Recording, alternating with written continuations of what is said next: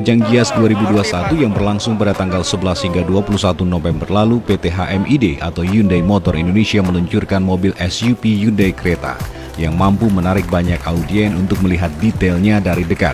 Hyundai Creta merupakan mobil pertama yang diproduksi di pabrik Hyundai Indonesia dan untuk masyarakat Indonesia. Bersamaan dengan kehadiran Creta, Hyundai juga menghadirkan Hyundai Blue Link, teknologi konektivitas yang memberikan akses kepada penggunanya untuk terhubung dengan kereta miliknya melalui smartphone.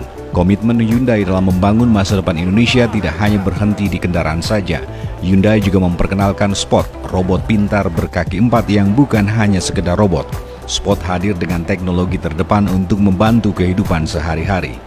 Saat ditemui di arena pameran Hyundai Gias 2021, Rulif Shan selaku Hyundai Spot Operator mengatakan, Spot merupakan robot yang diproduksi hasil kolaborasi Hyundai dan Boston Dynamics yang kini jadi anak perusahaannya. Spot bisa melakukan banyak hal. Diharapkan teknologi yang diciptakan ke depannya bisa menjadi inovasi Hyundai, baik untuk mobil yang diciptakan maupun membantu proses produksi di pabrik. Kehadiran robot Spot selama perhelatan Gias menjadi magnet pengunjung sekaligus untuk membuktikan kepada dunia tentang visi global dari Hyundai, yakni Progress for Humanity, yang menghadirkan era baru robotik.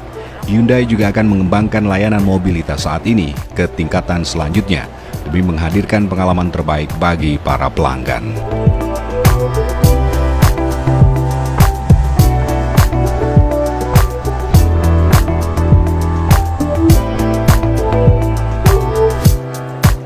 Kita lagi ada di booth Hyundai. Nah, ini ada robot kaki 4 namanya Spot. Nah, si Spot ini buatan Boston Dynamics, bukan robot Amerika punya. Nah, tujuannya dia di sini itu sebenarnya teknologi-teknologi yang diciptakan si Boston Dynamics ini yang nanti kedepannya menjadi inovasi kita Hyundai.